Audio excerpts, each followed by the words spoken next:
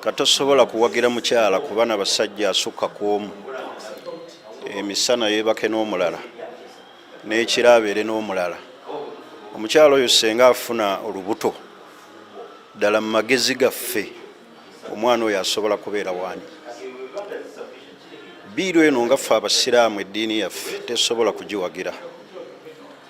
Esobola okukola mu madiini amaki amalala, naye ffe tetusobola kuyingirira ate eddiini y'abali bawasa batya, bafumbiza batya, naye ffe ku busiraamu biiru tesobola kukola, kubanga eddiini yaffe tusinza Allah nga bwe yatukola ki, nga bwe yatulagira. So tetujja kusuubira nti buli muntu anaayagala okuleeta kyaleeta akiyingiza ate mu ddiini erimu okusinza ani?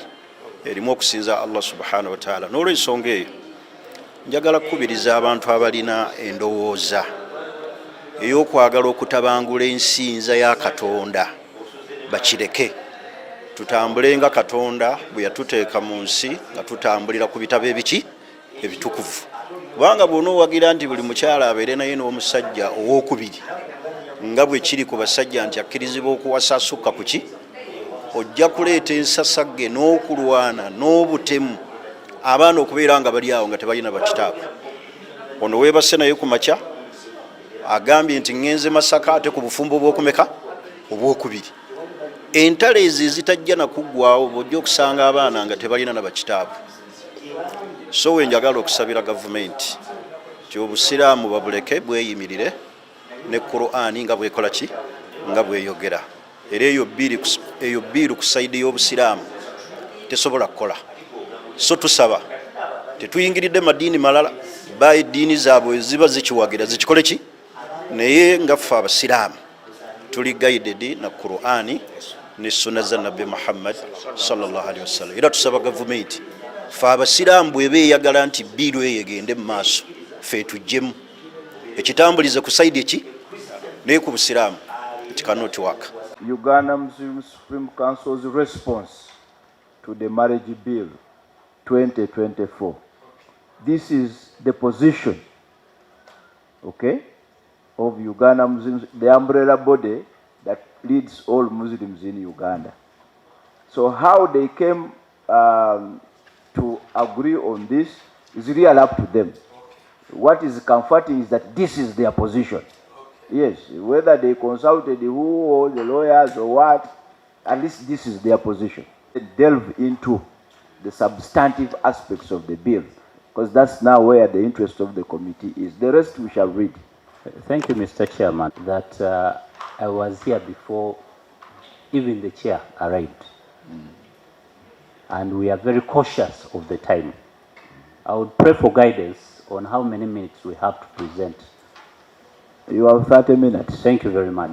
We will do that. 30 minutes for the presentation and our interaction, because the other group is also fortunately here. We will do that, Mr. Chairman. But these views were also guided by Islamic scholars, headed by the head of Sharia, who has been introduced as Dr. Ziad. I want to assure this committee that he has a PhD in Sharia law, which is the interpretation of Muslim law.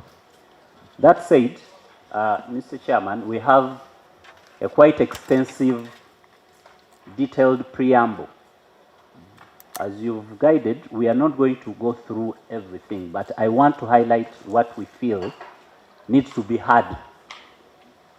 We believe that the family is the most basic institution of human history. And in Islam, marriage is considered an act of worship, ibadah. We do not indulge in marriage for the sake of procreation only, but it is an extension of worship to our Lord.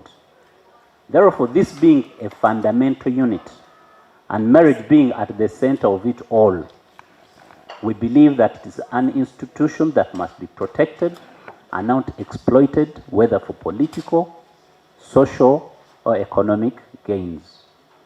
The drafters of the bill, we believe, did not understand the purpose of marriage as envisaged in Islam and the procedures and effect and the repercussions it might have on the wider community. Mr. Chairman, even during the colonial times, it was observed of the uniqueness that Islam purports. That is why they came up with the Marriage and Divorce Act of the Mohammedan Act. We also believe that when laws are repealed, amended, or otherwise, the purpose is to improve on the existing laws, but not to degrade them. Mr. Chairman, we also urge this committee to remember that there have been a couple of engagements between Uganda Muslim Supreme Council and especially the Committee on Legal and Parliamentary Affairs. Personally, I've appeared before this committee 3 times. But there is an issue that has grappled on unresolved, and we feel we need to highlight that before we delve into this. And that is the status of Muslim personal law, especially given the concluding remarks that everybody should be free to do things their way. Christians, traditionalists, Hindus, so should the Muslims. So that plea, in my view, is very important. Private member and financial implications. Okay. It has, it would require, because you see, by its very nature, you would require government to recruit Muslim judges, not Muslim judges in the sense of the traditional sense, but to administer the Qadi courts, if you have put them there. It's an issue we have discussed right from the 10th Parliament with Honorable Latif Sebagala and the others. So there is only that limitation. That's why the plea should really be to government. And in my view, it should be a collective call. Yeah, Chair, I agree with you. Me and you, we have been here for some time to the floor by private members being. It will now force the government to be given time limit when to bring it. And then we support. Having said that, Chair, when you come to page 6, there is somewhere where I need the presenter to clarify to me. This harmonized, page 6, before you came to cross the 10, you talked about your reconciliation committee, that for you, you don't divorce a woman, you bring her, you go to your reconciliation and it's done. But then you put a condition that before that day of reconciliation, you must sleep with the same woman, in the same bed, with all the acts you have known. But I'm assuming the woman was not in good mood and you have beaten her, you have annoyed her, maybe she's no longer in the house. How do you fulfill this condition before you go to the reconciliation? The clarity that they have come with in respect to protecting the Islamic practices and teaching and the level of focus. Actually, I'm very impressed, Honorable Chair, of their level of organization. Oh, I wish all the teams presenting themselves before us would come in such a way. Very organized, and it will really make our work very, very easy. Having said that, Honorable Chair, they have given very good proposals, and in his presentation, he tried to give the justification.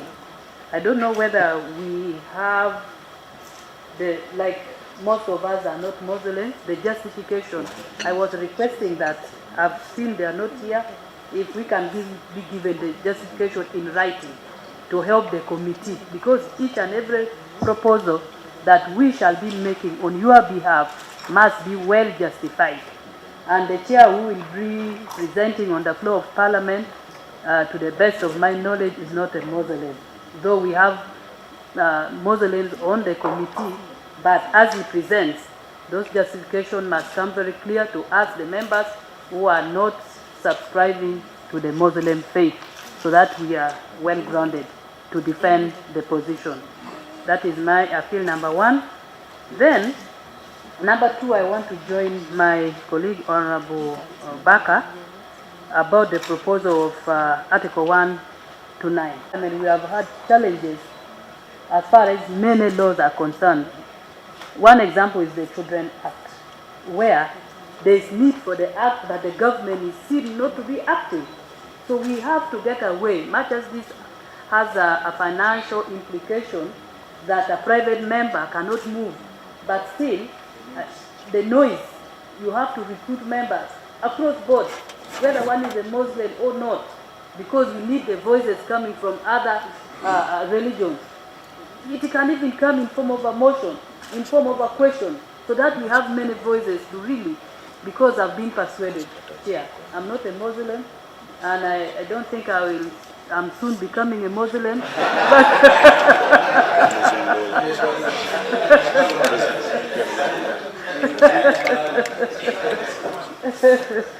So it's I can really help as a member of parliament, much as I don't subscribe to the faith. After all, my daughter also went to a Muslim school, and I was impressed. That you will throw more light on what you call the Ida. Was it Ida or Ida? That temporary separation, which does, I think, not qualify for divorce. It is a very brilliant one. But majorly my concern or interest is on that Article 129. You would not require to even introduce this clause 73 to include to introduce 6 for dissolution of marriage. If you can concentrate, focus. There is goodwill. I see a lot of goodwill amongst members who are even non-Muslims to ensure that such a clause, because if 5 is about the courts, then there should be massive, aggressive mobilization to have Kadi, like in Kenya, or they call them Kadi courts or Sharia courts, being operationalized as courts of judicature, so that dissolution of marriages could be handled there, rather than again introducing this one would delay the mobilization to have those courts operationalized. I wish you would leave it so that pressure is justified to be mounted on the powers that be to ensure that this important law is operationalized. The story for administration of Muslim personal law, the journey has been since 2007, when Uganda Muslim Supreme Council received a letter from Uganda Law Reform Commission, where they tasked the Uganda Muslim Supreme Council to form a technical committee to draft the law that would establish Article 1291D. And we did it. And we called that draft bill Administration of Muslim Personal Law. We came out with the draft along with the Uganda Law Reform Commission. We tabled it here in this very conference hall in 2008.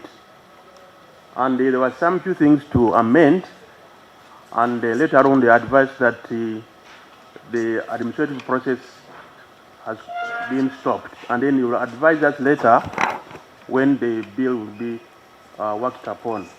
Up to now, we have not. The last communication we received from Uganda Law Reform Commission was in 2010, calling us for a meeting on Kadi's bill. And when we looked at the contents, it did not provide the whole ingredients of Article 1291D. It was more on marriage. It did not talk about succession and guardianship. So we've been having interaction with them, but up to now, no clear provision. So in case you need the draft, we have it. We can modify so that we can fit into the context.